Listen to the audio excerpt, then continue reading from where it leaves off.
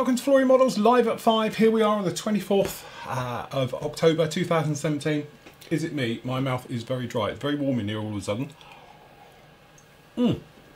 Anyway, great couple of days away. To be honest, as you know, we were all, well, me and Matt I should say, were all off at the hobby company. I've got a little video about that one coming up at the moment.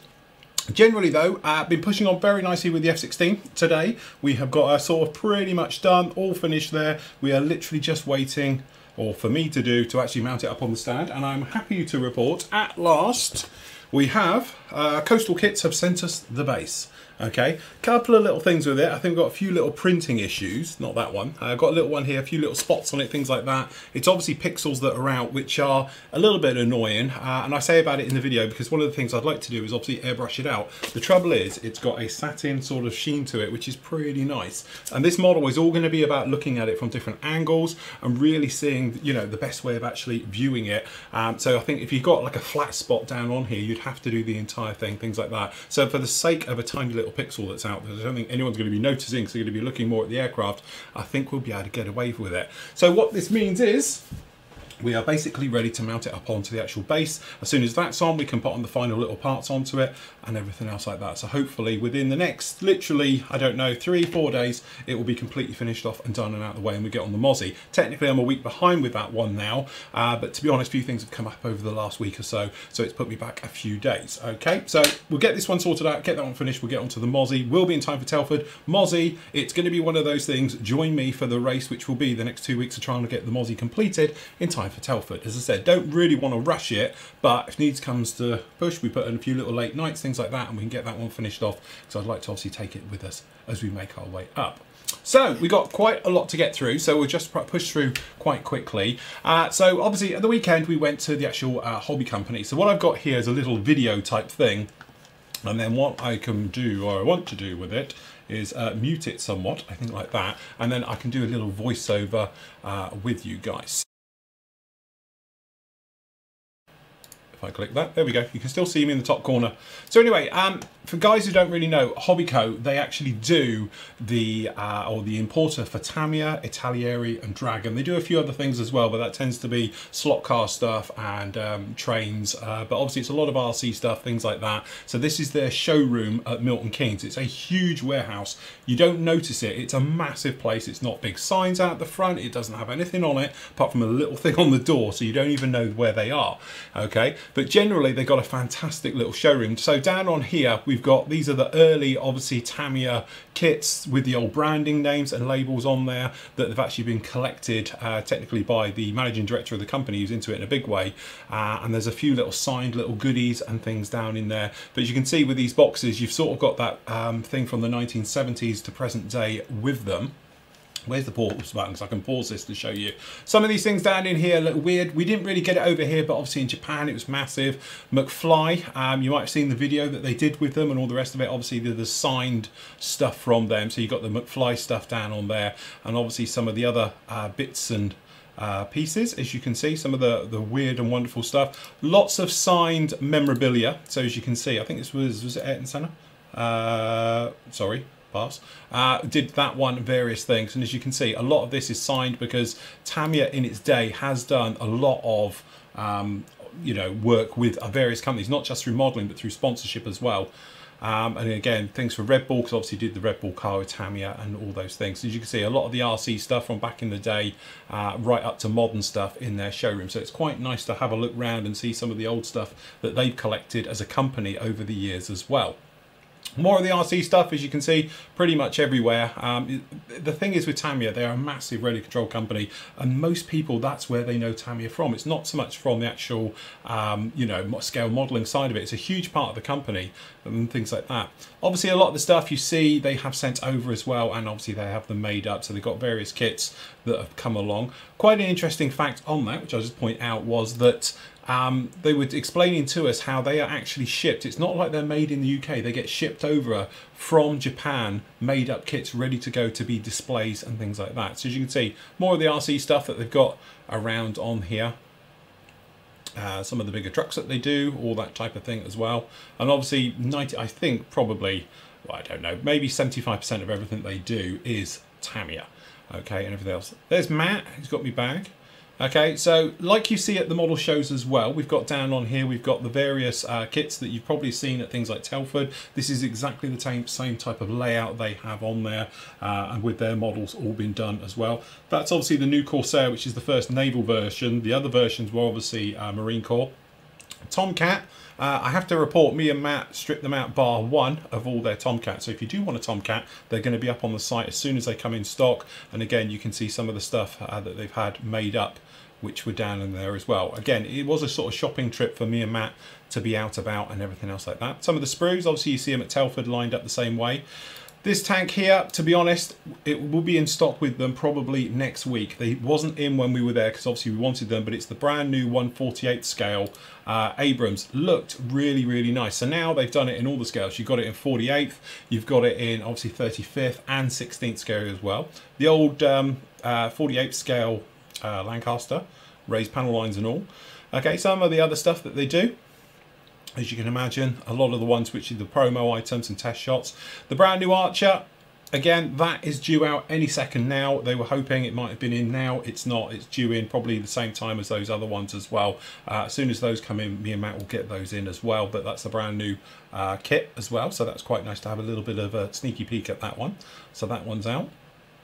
Again, some of the other stuff. Some of this stuff's obviously the older stuff. Some of it's quite new, as you'll see around on there. Some of the ships, all down on there as well.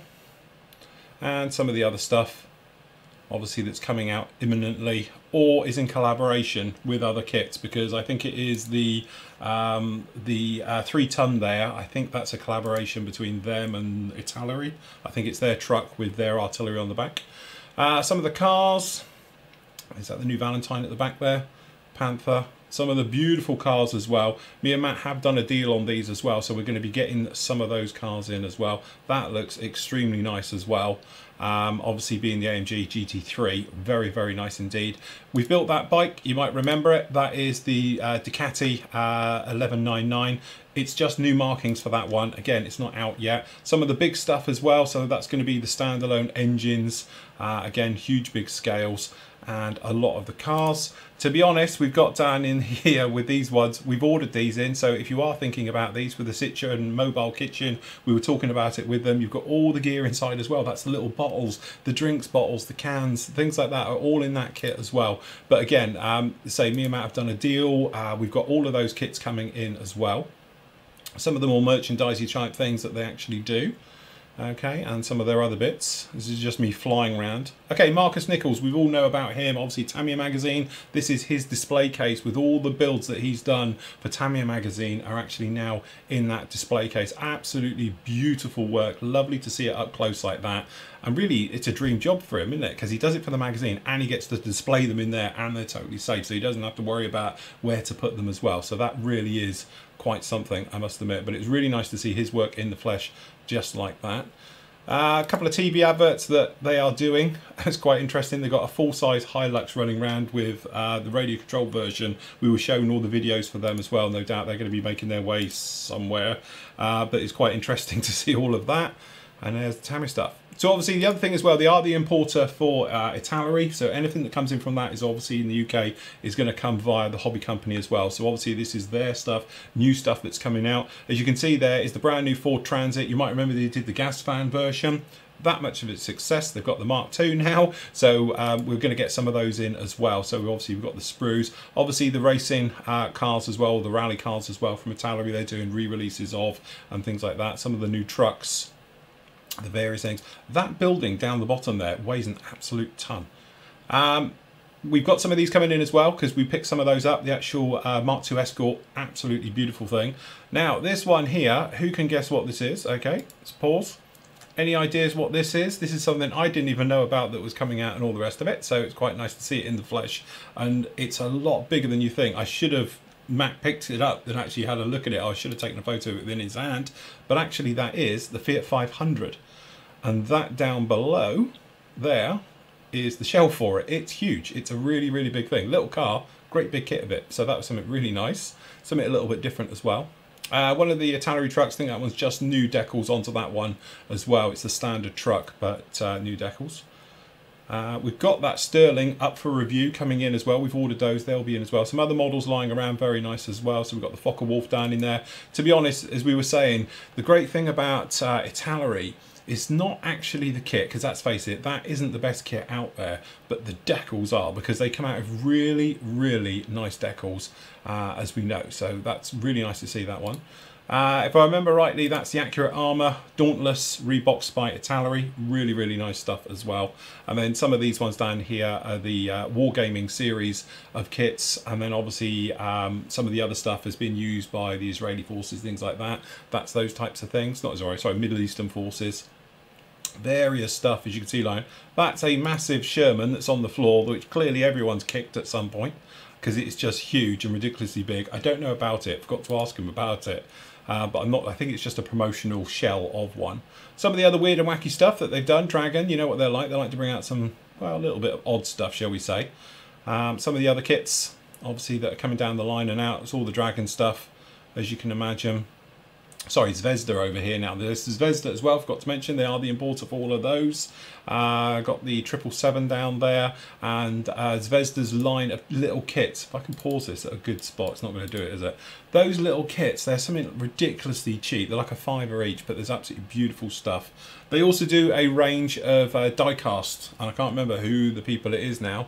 If you can see it at the top there, it's those at the top. I can't remember which company it is now, but that's all the die-cast range from it, and obviously they do die-cast ships and everything else like that. And then a little bit further on, we've got down here some of the other stuff. Obviously it's the Italy patrol boat, torpedo boat up there, and their types of stuff as well in that the camper there that's been made up. It's a bit of a mixture, I think, of everybody's that was in there, but it was really nice to actually see that one with them all down and in there.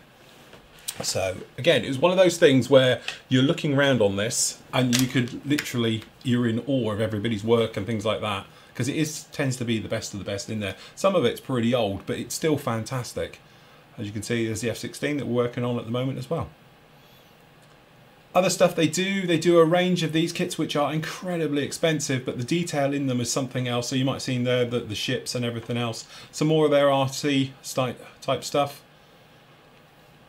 You can see there's plenty of that in there, because obviously it is a big part of all their work that they actually do. Okay, being the RC. And some quite interesting stuff that they were talking about, developments and various things in there as well. So again, there we go. Sorry, it's going to repeat on us now. So there you have it. That was us. Now, unfortunately, obviously, I couldn't talk about, and we weren't allowed to film in the warehouse purely for a security point of view, because obviously when you're on the inside, you can see how it's all laid out. They weren't completely opposed to us not doing it, but for the sake of an easy time with them and obviously working with them and stuff, we didn't want to go, you know, too far and push our luck by filming in the warehouse. But you have to imagine is a huge warehouse with just rows and racks of kits. You've all seen other ones. This is it on a massive scale. So picture it like cash and carry with literally just thousands of kits everywhere. And what me and Matt did with the sales team is go out. We spoke about obviously promotionals, deals and various things with those, and then we are let loose with actually those two gentlemen, which was a great morning's work with them, going around the warehouse with trolley, filling it up. So we just had this giant trolley and we were just chucking kits on it right the way through as we're making our way round. You guys who gave us a shopping list to get things, we pretty much got everything that was available at that point. They had everything pretty much in stock. So what we've actually done is we've fulfilled pretty much everyone who wanted the Spitfires, we've got those, so that's no problem at all. Everybody who put in like a pre-order for various things, we've got those. For the things that some of you were asking, one of you guys asked for actually picking up the Abrams, obviously sadly it wasn't out yet. There's a couple of things which aren't actually out yet, but as soon as they'll drop, we can be able to get a hold of those and we can have no problems at all. Other things we spoke about with them, which was really interesting, because I actually spoke to the managing director and had a chat with him, me and Matt did, and I was asking some of the questions generally. Now, don't quote me on any of this. This was just a chat, an informal chat, and we were talking about reasons for certain products coming into the country and certain products they don't bring into the company. And is it because of licensing, labeling problems and stuff like that? And a couple of other concerns I have, which you guys have asked me to ask them, I did pass on. So the first one was about why is it they don't bring in enamel paints? Why is it they don't bring in, like somebody asked us if we could pick up a bottle of the panel line enhancer and things like that. Purely it's licensing. Sorry, it's labelling. There's different rules for the EU for what obviously the hobby company is, and they have chemicals which aren't allowed to be sold in the UK. There's another issue, which is labeling issue, where it can be, but the label would have to be like this big. As we were pointing out, they had a particular type of glue that is actually just a tiny little tube of glue like this, but the label for it needs to be like this for it to be able to be sold. It's physically not possible to put the labeling onto it, so it cannot be brought into the UK, or sold in the UK, I should say. So that is one of the issues. So that is why they can't bring in the enamel range, otherwise they would. The lacquer range, obviously we spoke to them about their new lacquers. They're thinking that should be okay, but they have not had any hard proof yet, because what happens is, even though Tamiya say that's it, they can have it in, when it gets into the UK, it has to go off to be tested so it can pass EU laws and UK laws to be able to be sold in the UK. We do have to point out, the hobby company's expense. They have to pick up the tab for that, so they have to send it away to be testing. It comes back with a full list of everything, and then it's listed for any chemicals that are prohibited to be sold in the EU or UK. If it doesn't fit and it can't be sold, it goes back. So it's quite a bit of a thing. You would think Tamiya would take it on with them. Apparently there was an incident a few years ago with the aerosols. The aerosols, it had different licensing. The rulings changed for it. So a few years ago, they all had to be sent back. So obviously Tamiya pays for them to be bought back off the company, and then they sell them in Asia or somewhere where the licensing isn't so tight. Okay, so from that point of view, it's quite interesting speaking to them how some people say, well, why don't you bring it in and all the rest of it? It's not actually their fault. They physically can't sell it in the UK because it doesn't meet UK rules or European laws on actually the particular materials or chemicals that make up the said item. So in a lot of ways, you can't blame them for it. They're just following the rule books like everybody else. But it doesn't stop you as a user going to Asia or something else and buying it direct and bringing it over. So from that point of view, it made perfect sense when you're speaking to them. The other thing a lot of you were asking was about pricing. So I did put that straight to the managing director and said, about the pricing, because obviously there's such a big void difference between buying it in the Far East and buying it in the UK. And things like that. And as they pointed out, which I must admit I've said to you guys before and all the rest of it, a lot of it comes down to VAT. VAT to bring anything in the UK, you've then got 20% on top, because when you see the prices when they're in the Far East, there's no VAT on those prices. So they're exporting them for 25% less than over here. So that by the time you pick up that perhaps they get a few more percentage from a distributor, their stock is over in the Far East, it may be you're getting it 30%, 40% off and then bringing it in, but you're taking the risk not to get caught by customs to bring it in. And as they were pointing out, and we've been speaking about recently, is that the Royal Mail, especially Parcel Force, are getting really good now at finding fakes coming in. So when people put it in that it's like a box this big, okay, and they're saying, oh, it's only $10, they're not silly. They know whatever's in it is going to be worth more, and then they're opening them up to have a look. And if they can find an invoice in there with the proof of the cost, that's what you'll be invoiced for. And now, because obviously Royal Mail and Parcel Force, they're going to have a handling fee that again gets passed on to you for 18 quid. It's quite worth them doing it. So it's not that they can't be bothered, but it's a little bit of a money-making spin for them. And they were explaining that they are thinking in the next few years it's going to get even tighter. They also went on to explain that actually they've absorbed, and I'm not going to say the percentage, but it shocked me because I didn't think they would absorb that much, but where price fluctuation has happened, they absorb it. They don't actually just pass it on to the customer. They physically absorbed a figure that actually I thought would not be acceptable. I never thought they would hold on that type of rate. I thought they would literally just be, okay, we'll pass that on to the customer. Again, they haven't as a company, they've absorbed it. Spoke to them obviously about pricing. So you've got things like, sorry, someone's at the door. But you've got pricing things, obviously the EU with Brexit and things like that. How's that going to affect them? They're pretty much immune to it because they buy everything in either yen direct or dollar. They don't buy in pounds and convert and stuff like that. They've got the buying power to be able to have separate accounts with that type of money in it. So when they're buying, fluctuations aren't really that big. So from that point of view, they're pretty much ahead of the curve there. So when we turned around and I said, well, I'll be honest with you, why is it then? So 20 years ago, the price was this and it is now, as they were pointing out, theoretically, it's just because their cost has gone up. Obviously as well, like I always say to you guys, they're a business. having seen around that warehouse and the level of staff they got, their costs are going to be horrendous, purely because they're a massive company. They have to shift a lot of stock, okay? But honestly, I can say hand on heart that I don't think they're out to scam anyone. They're just doing their best. And after hearing the percentage that they actually absorbed as a company, so they didn't have to put the prices up recently, that I couldn't do it. Put it like that. If somebody said to me, right, you're going to have to absorb this, I wouldn't be in business. It's only because they're such a big corporate business, they can afford to take an absorption like that instead of passing it on, which then obviously gets passed on to people like me and Matt through P&M models, and then obviously we have to pass it on to you guys. Okay, so that bit where you get people say, oh, they're just ripping it off, it's the importer sticking the price up, having heard their side of it now, I can actually say no. And honestly, I do believe them. It was a very frank, down-to-earth conversation with them. Obviously, we were speaking to their sales team. We had the managing director with us around the table, and it was a very frank and open conversation about it. So from that point of view, you get the people who keep saying to me, oh, why is the price so expensive? It is. It's things like insurances in the UK are a lot more than they are in the Far East and stuff. And obviously the running costs are a lot higher here. And then obviously you've got the thing of like VAT.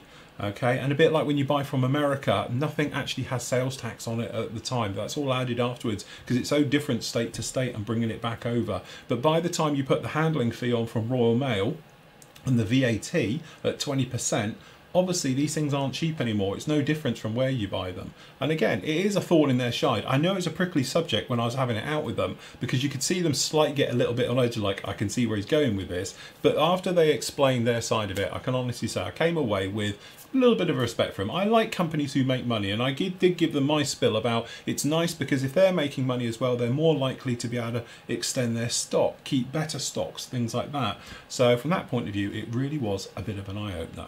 So that said, me and Matt then, off we go, doodly-dee, no problem at all. We go off, we filled up a thing, and we have got a huge amount of kits coming in.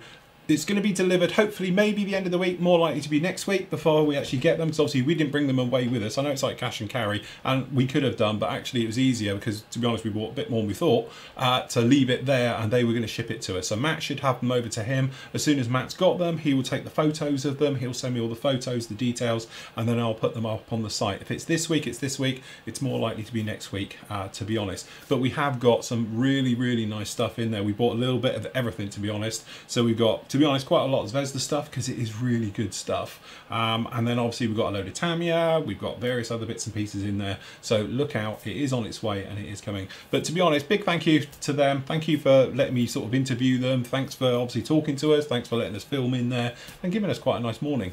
We didn't have time for lunch. They did offer even to feed us as well, which is weird, and everything else. But again, it was really nice to see behind the scenes, to see exactly what they see. Anyway, a couple of new things have arrived because obviously I was seeing Matt.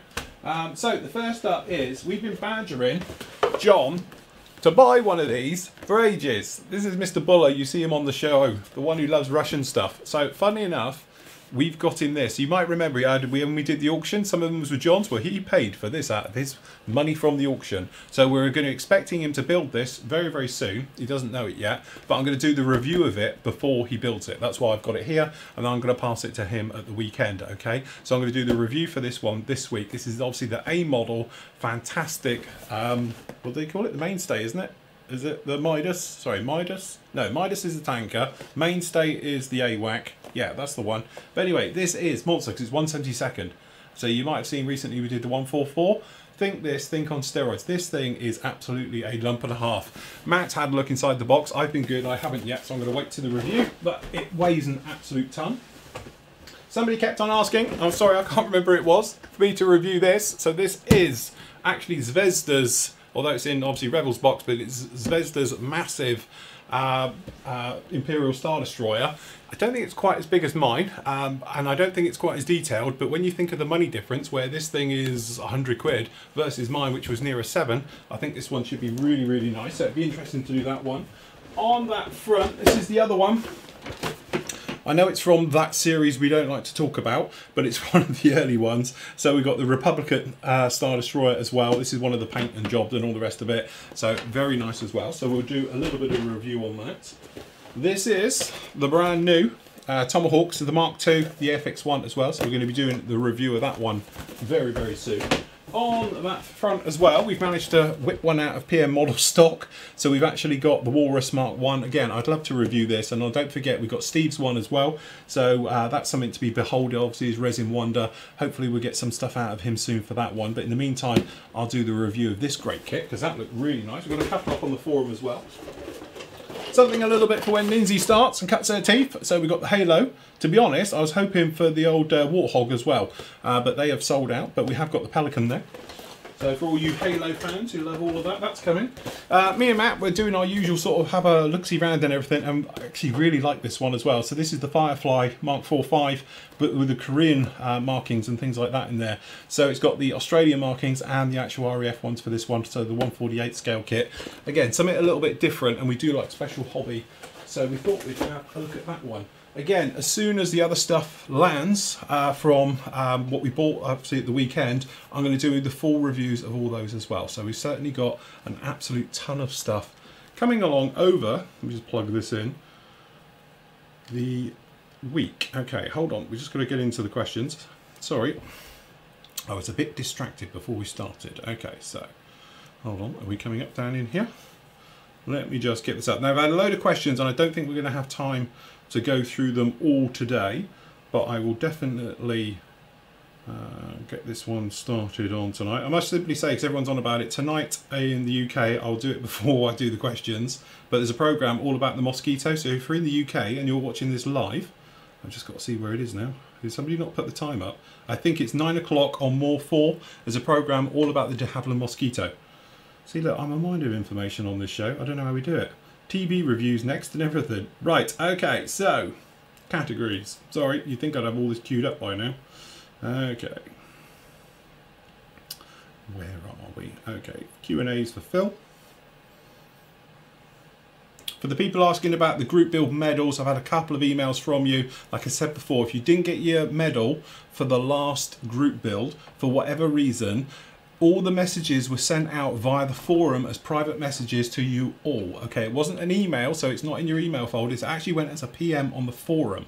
Okay, so it would have gone into your inbox in there. So if you're wondering about, like, you know, where's it gone and all things like that, that's where it would have been. If you'd sent me your address and everything else, it would have been sent. For people who didn't, I did send out reminders as well, but I can only chase so far for it. But because we are now literally a few days down the, well, a few months since it actually got going, sort of thought I've got rid of the original paperwork of who had them, when they were sent and everything else, because I thought we were done and dusted with it. So if you are in a situation, sorry, multitasking here, where you have got, didn't get your medal for whatever reason, shoot me a PM, okay? And then what I've done, I've ordered 10 replacement medals. They should be here any minute. As soon as they're here, then obviously we can get them out to you, because obviously I do want you to get your medal and everything else. One of you said, don't worry about it. Honestly, I want you to have the medal. I've ordered the 10 now, so I'm still, in theory, with everyone losing one, I'm still going to have 4 left over. So don't panic about it. I want you to get your medals and all the rest of it. Right, okay, so mix, camera, action. See, there we go. Okay, Grant says, hello Phil. Heard you say you're going to do the F111. Surely the choice of markings is obvious. The raw Australian pig. Absolutely. Called the pig for its ability to conduct missions at night with its nose in the weeds, thanks to terrain following radar. Over 40 years service with the Royal Australian Air Force, and I've not seen you do a Royal Australian Air Force, because I can't say it, video build yet. I can see you doing the sea camo over the low vis grey, and some beautiful pictures. I have to say, I love that picture as well. If you can't see it on the screen, that's why, because the crew are actually hanging off the weapons. I'd love to see it try and get off the ground with the weapons loads like that. It's going to need a hell of a runway. Beautiful scale tail markings as well on the back. I've also got, I know this is like one of those shameless plug things, but I took a shed load of reference photos because I've actually got a pig F111 in Hawaii. And when I was over at the Hawaiian Air Museum, that's it. It's got it there and it's beautiful. It's pristine. I think they must have repainted it and all the rest of it before they donated it to the museum, because it is absolute mint. It looks like it's just come off of the actual production line. But I did photograph it to death completely. I've got photo shots of everything right the way around it. from the Pearl Harbor Museum. So I've got loads of that. Unfortunately, their F-14 over there is a real sad state. But yeah, so I probably will do that one as a little bit of a nod for my time in Hawaii and things like that. I'll maybe doing that one as well. And as I said, seeing as I haven't done an Australian one, yeah, why not? We'll give that one a whirl. So that is going to be up for a build probably next year now, obviously. I'm going to do mainly out of the box with these kits just to get me a run, like we were saying the other day and things like that. But you have got a request, tease me, stick a photo up of it. That works every time. Okay, so Chris says, oh yeah, Sexy Beast. I have my support for Grant's suggestion for building F111. There's one permanent display outside the Royal Air Space Amberley in Ipswich, Queensland, which is an iconic aircraft. Absolutely. So there we go. I will sort that one out, guys. I'm going to skim through some of these purely because we've got so much to get on with. Okay, so Tom says, hi Phil, I've just noticed that our club, IPMS Ravenhall Mid Essex, will be on the stand next to Flory models. Christ, you're in for it then, aren't you? At Scale Model World Telford. This means that I'll not have far to walk to spend my money. Absolutely. I did see the floor plan. I must admit, it's funny. They seem to have shifted all the SIGs and everybody around. We've had the local lot round us for years. But apologies, because we do get a bit busy around us, as you can imagine. But again, please come and say hello. And I'm going to apologise for our lot now, because they can be a bit noisy. Sometimes they smell. Yeah. Anyway, AK has a new list available for their acrylic lacquer. Okay, I will name drop now. I was privy a little bit to this information. I decided I wasn't going to run with it like all the other lemmings, purely because I just, you know me, I don't like to advertise for anybody else. But to be honest, AK did reach out to me a couple of weeks ago and said, would I like to be involved with it? We sort of declined it because I don't want to be a lemming and everyone else. And let's face it, we all knew what it was going to be. So from that point of view, we sort of just declined with it.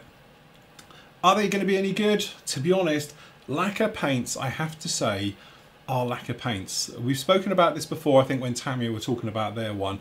Lacquer paints, because of their very unique properties, there's not a lot you can really do to it. Obviously they could have better colours, they could, well yeah, but then you're into that thing of like, what's wrong with those colours?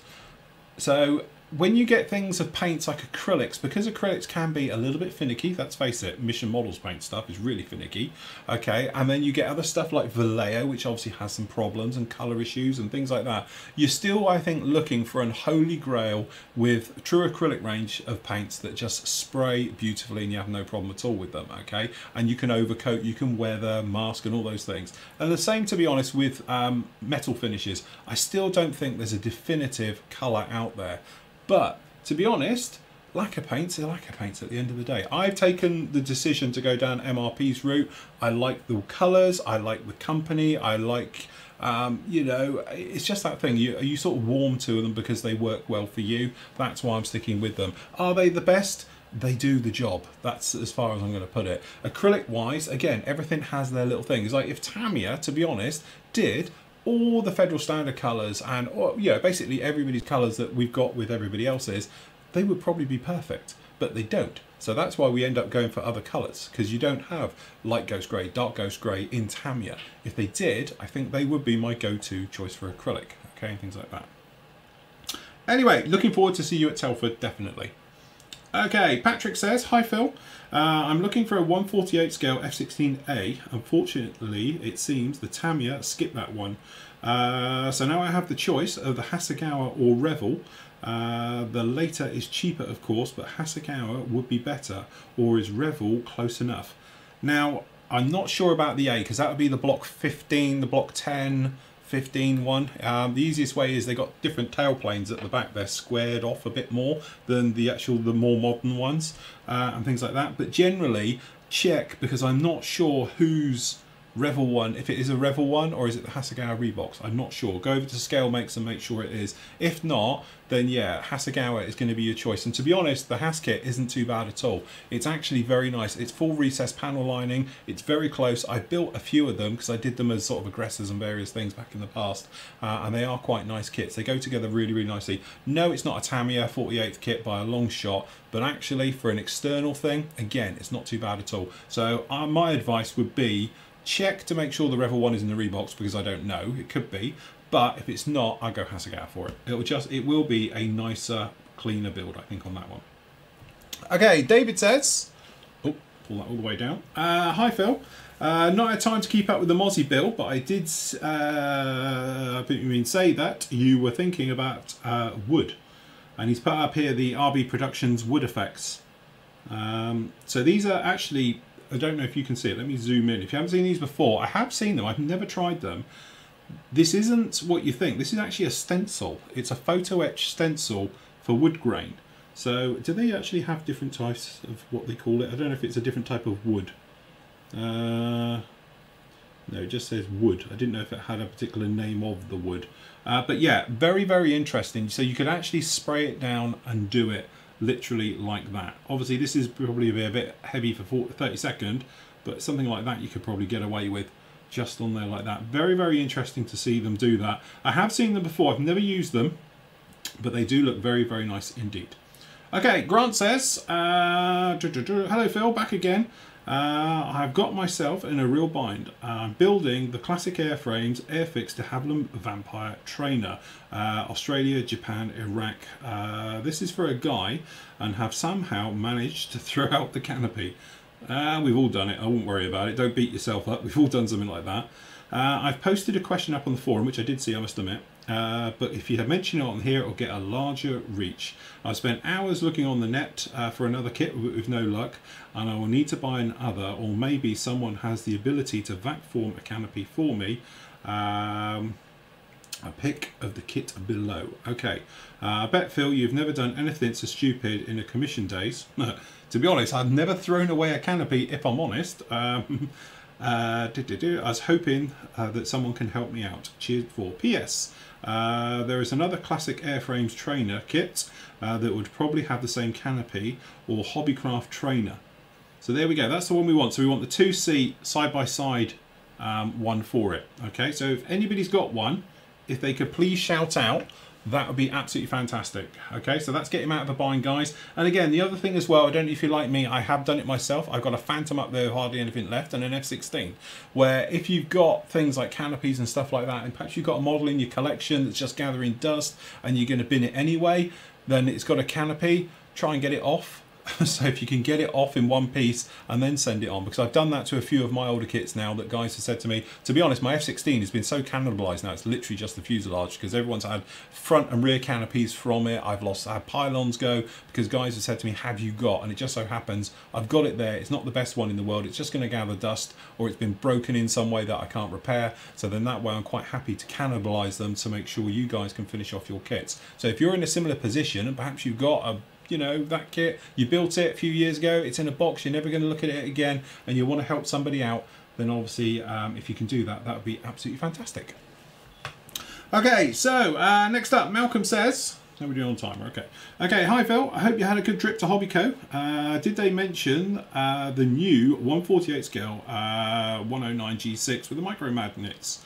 Right, okay, I did mention it. No, they don't know anything about it. To be honest, a bit like, you know, the rest of us, they are aware of the kit, but they are not privy to actually dates of when they're going to get it, when it's going to be released, or any more than we are. As they explained, what happens is they're usually sent some information on them just the same time we get it, and then what happens is they will get another one before we'll get it, obviously, as users, that say this kit will be shipped to you on this date, how many millions you want. Well, not million, but whatever. Okay, and then that is simply how it works. It's simple as that. Okay, and then that way you'll be actually sent the kit. Whilst we're talking about this, the other thing as well, I was talking to them about reboxing.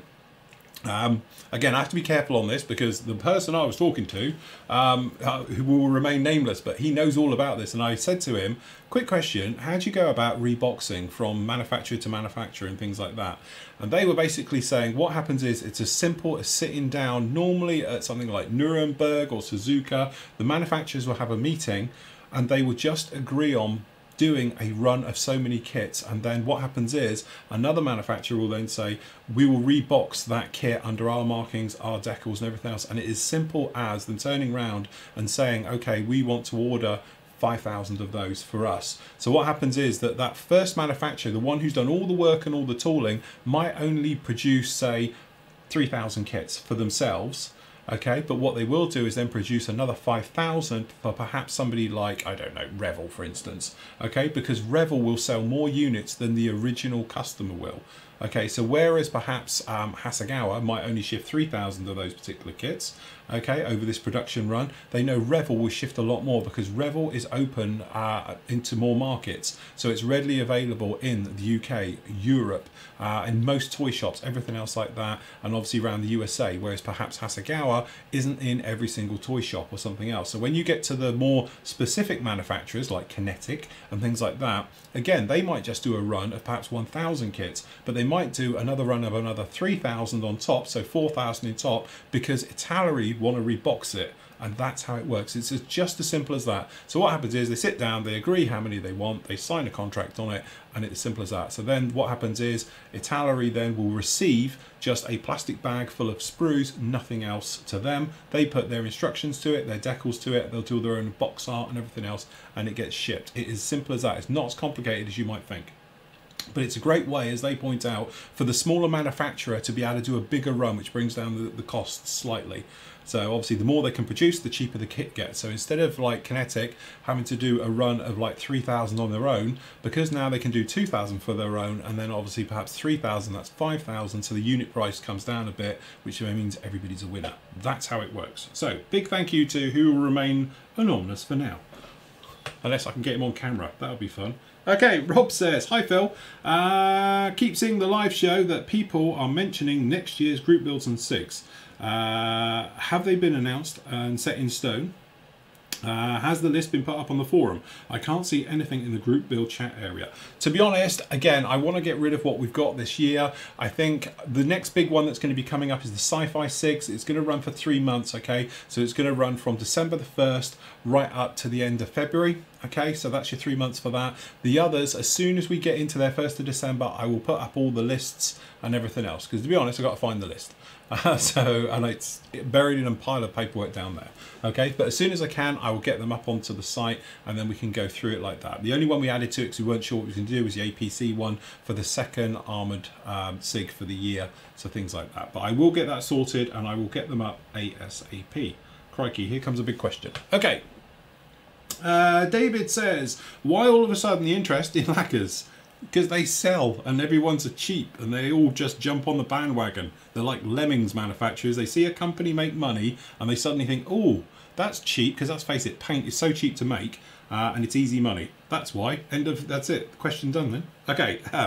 One way to understand, but in another, I do not. Firstly, Tamiya announced starting a line. Then AK has announced a line. I've heard that Guns is going to jump on the bandwagon, which brings me to shipping. I tried to get MRP and Guns paints to the UK, but have been told that the UK shipping won't ship from outside the UK, which is the usual things with it. For in Canada, technically I'm not supposed to get Guns, testers or MRP into the country because it's deemed a product which has solvents in their use. They are restricted. I do get them, but from Asia, and not one seem to bother with them out from the US. Their impounded importers have jumped through hoops and a lot of red tape just to import these products. So in most cases, they will avoid it. So why do them if they're restricted or no one wants to ship them outside their country? From a modelling point of view, I will use them, but damn frustrating to get them. Again, it's a hot product, as we say. We had a big trouble with this, obviously, in the UK a few years ago, because obviously they clamped down on solvents in the post. So they said, no solvents. That caused chaos, because if you wanted to buy one bottle of, let's just find a flammable one, like that, which normally would cost you in the post £1, now cost about £8 because it has to go on a courier and it has to have a nice label on the outside saying it's flammable and a white and black cross and things like that on there to say it's harmful and stuff like that, just to keep everyone happy. But also this didn't just affect us as modelers, it affected everybody from nail varnish to anything, because that's what they turned around and did. It got laxed a little bit, or relaxed I should say, a few months back when they said, okay, as long as it's under 50 mil. Okay, what is one of these? These are 30 mil, so that's okay. But you couldn't send 2 bottles. You could send 1, but not 2. So it's still not exactly perfect. And there are, to be honest, like I was speaking to the company at the weekend, a lot of companies out there who will flout the rules and will ship you because they don't care, because they're quite happy to take the punt that they're never going to get caught. And if they do get caught, they're just going to get a slap on the wrist and told not to do it again, which, let's face it, probably would happen, okay? The trouble is, though, for the companies who are law-abiding and just will not ship it because it's a harmful substance and all the rest of it, they won't do it. They lose out to these other companies who will, and it becomes a little bit horrible and all the rest of it. But at the end of the day, it's just one of those things. Somebody, a bright spark somewhere, has made the decision that nothing harmful can go through the post, has to go by courier. We're all sort of stuck with it, but as long as we're all in the same boat, it doesn't really matter. The trouble you're having is obviously getting it from foreign countries, because I know obviously MRP can't be shipped to certain countries. I know UK, it's really difficult to export. I know this. I have an export license for our wash. Our wash, to be honest, I've lost it.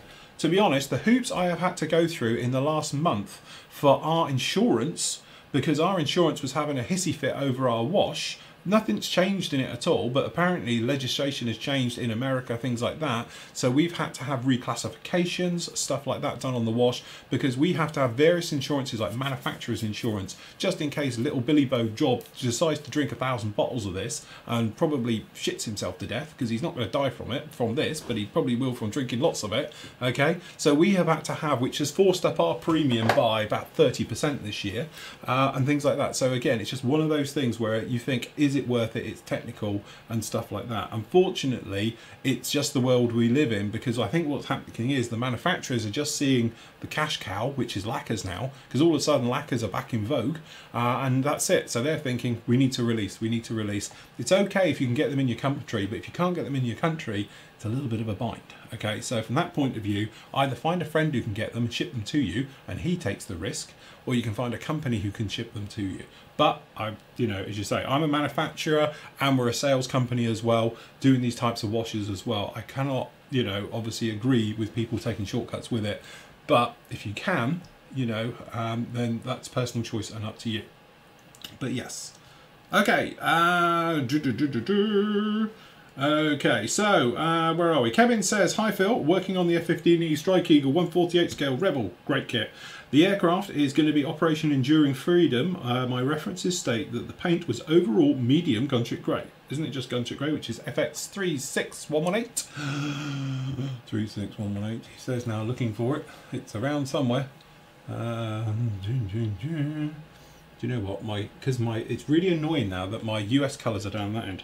Okay, so anyway, would really like to use MRP but can't find this colour in their listings. Do you know MRP colour under a different name? If not, what would be your best recommendation for this colour and the light and dark shades to suit? Looking forward to seeing you and the team at Scale Model World 17. We'll bring cake. You better, Kev. It cost you.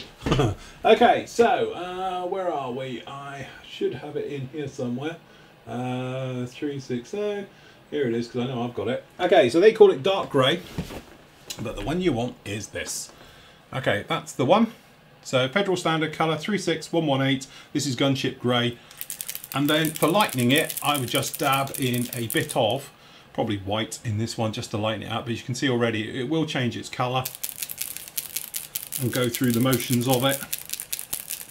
So there we go. It needs a damn good shake, but yeah, it's gunship grey. To be honest, it's quite a common colour. You can actually get it with anybody's. Tamiya, which is XF24, is what I used to use for absolute years. Because actually it's pretty spot on, that one, so you can get away with doing it that way if you want to do it there. How are we doing on time? Right, okay, so still going. Jonathan says, hi boss, small question. What can you tell me about the AMK 148 scale Kafia? Is it a good kit, since I'm thinking of purchasing it from the M&M World? That sounds so bad, doesn't it? Because you just know I'm going to say it's brilliant. But honestly, the reason is it's in our store, and this is on Lola's life. Okay, the truth is we only put in there what I feel is a really good kit. I'm never going to put crap in that store. I've told Matt this, me and Matt agree on it wholeheartedly, but as you know, I will not put crap in there. So if I've reviewed it and I think it's junk, it's not going to go in there. Okay, so from that point of view, don't expect to see junk in there. We've tried to do the PM store, which is the best in scale for that kit. We've given options, so you might get different things, but they're all good kits. We're not going to put any lemmings in there, because to be honest as well, I'm not going to spend money to put stuff in the store, or we're not going to spend money to put stuff in the store, which is junk. Okay, because we want you to have the best kits available, and to be honest, that is the best kit available of the actual Kafia. That's why we put it in there, because to be honest, I want to build that kit at some point. I've got no imminent plans to do it because I've got loads of stuff lined up, but it is definitely one of the ones I would like to do. Thanks for your great work and vast knowledge. It is shared with us again. Thanks again for all your help on the micro drill bit sets. Fantastic, no problem at all. Okay. Alan says, hi Phil, hope you and Matt had a great time at the hobby company. I remember when Rico was the importer. Crikey, yeah. Based in Hemel Hempstead. Not quite the same setup. No, this was very posh. I mean really posh. I recently bought the IKEA glass, I can't remember, was that a Detolf? Glass display cabinet, and was wondering which is the best way to install the LED light strip at the front of the case, at the rear or the back of the glass is for the best effect. Thanks for all you do for the best. No problem. Right, couple of things to mention. LED lights are not all the same quality. There's a thing here, right? I've got LED lights in now, and I paid for a proper strip that came with a little power thing, and you plug it in and you do it and all the rest of it in there. I cut it to length because it was a little bit too long, okay, but technically it was a high quality thing, and it cost me about 10 quid or 10 or 12 quid. It's quite expensive, when afterwards I thought, well, you can buy strips of it for a couple of quid off of eBay. Not all LED lights are the same.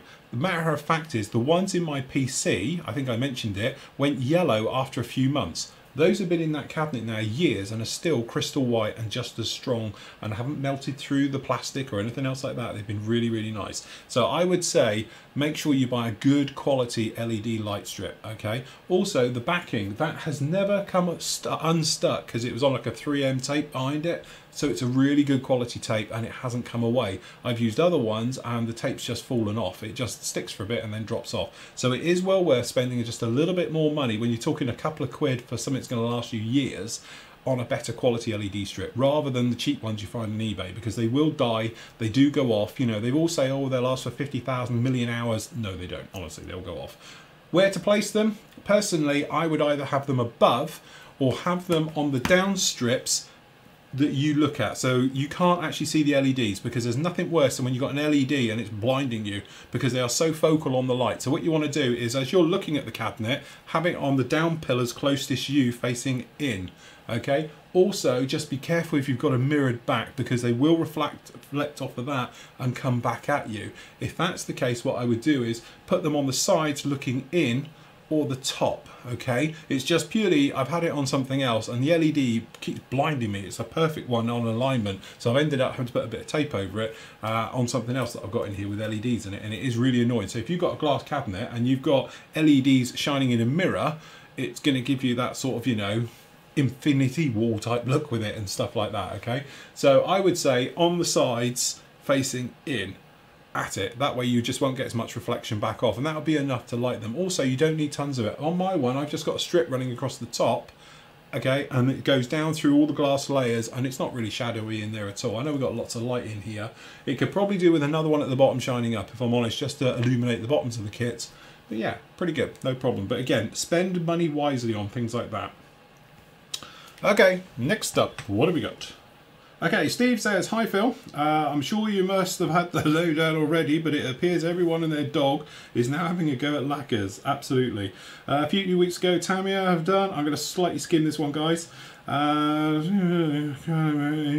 call it acrylic lacquer paint, quite like MOP. Might be worth looking at some paint stage or not. Presumably I'm still happy with the MRP paints due to the investment into their paints. I won't change anything time soon.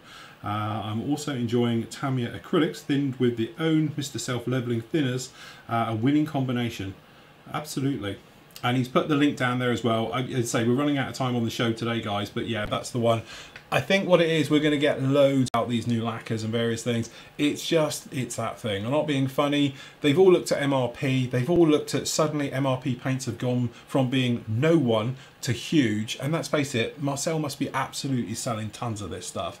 Modelers tend to like it. It has regenerated this side of the hobby. Everything went acrylics. I remember in the 90s when I was just doing commission work and things like that, it was just that thing where acrylics are the future, because all lacquers, all enamels, they were telling us, in 10 years time will be banned. They're like the evil substance. They're going to go, okay? That never happened. In fact, the reverse has happened, because lacquers are back now and there's probably more harmful things on a paint rack than there's ever been. Okay, so it just is that thing. I think everybody at the time was like, oh no, it's got to be acrylics because it's better for the environment, it's better for the fish and all that type of thing. But no, actually, it's got to be done. So they've, now MRP doing really well, a couple of other companies doing really well. Let's do it. And now, technically, I think everybody does a lacquer range, or it seems to be. Enamels are still quite dodgy, especially in the UK. Enamel paints are not easy to manufacture because of licensing and legislation, as I found about at the weekend when I was talking to Hobbyco. So that is the thing to it. Okay, Scooby says, hi Phil. Hope Storm Brian didn't do you too much damage. No problem at all, but we certainly went up the motorway quickly. With a bit of a tailwind there of 70 mile an hour. I'm building my Airfix 124 Spitfire. Unfortunately, tiling on the bathroom has taken priority. Brownie points with the wife, absolutely. Not a question, but a query. I would like to say thank you for my recent delivery of P&M models Abrams, MiG and Ranger. Crikey, you bought a load then. I think I might be too late. I sent you a PM about getting a price on the Grumman F14. They're quite expensive. Couldn't find a list on the forum. Yeah, don't panic about it. We got a boatload of them. To be honest, it was one of those things. It was like, me and Matt, how many do we want? It's like, how many they got? And so we did that. It was simple as. We will do you a great price on it. Obviously it will be discounted heavily. Again, as soon as they come in, we will sort it out. I'll probably spend a day with Matt. We'll get it up, we'll get it on the site, and then you can put an order in just like that. Okay, but we did get a load of them, so that's not a problem. Okay, Ron says, hello Phil, greetings from the States. I'm thinking about attending the National AMPS, which is Armoured Modelling Preservation Society, show next year, which will be about a 12 to 13 hour drive, so I'm considering flying. Do you know or have any experience on packing your models for flying safely? I know you used to do commission builds, so had to be packed pretty well for flying. But brings the TSA into consideration with their searches and x-rays. I've heard horror stories about agents ripping off metal barrels off models if they look different on an x-ray. I'd appreciate any knowledge or thoughts on how to pack a model for transport. That's actually quite an interesting question, because I don't know how it would work in the modern world. I've never flown with a model. I've shipped thousands over the years, built and unbuilt and everything else. Never had a problem. I've had a lot of mine opened en route, where literally they'll turn up and it's got a big customs table saying it's been opened because it looked dodgy. And I've had emails from customs agents as well asking me to requested information on about what was inside it, because they didn't want to actually unwrap it. They've got an idea what was in it in one case, but they didn't want to unwrap it because I'd done it so well. And they literally just sent me an email saying, can you just provide information about what is in this kit? Once I did, they were quite happy and it carried on its travels and I had no problem. But I have had, obviously where I've done stuff and sold stuff, people have said to me it turned out customs tape all over it saying they'd opened it, but it was okay. Traveling with it though, in like your hand luggage, I don't know how you'd get on with this. Would this be seen with a needle hanging off the front as dodgy? I don't know. Would a bit of armour with a metal barrel? I don't know. It may be something to just check with the TSA themselves and shoot them an email and try and get hold of someone who can answer it. I know for a fact, I know guys who travel with weaponry and guns and various things with the TSA, and as long as they're happy that you've done all the things correctly, then, it shouldn't really be a problem.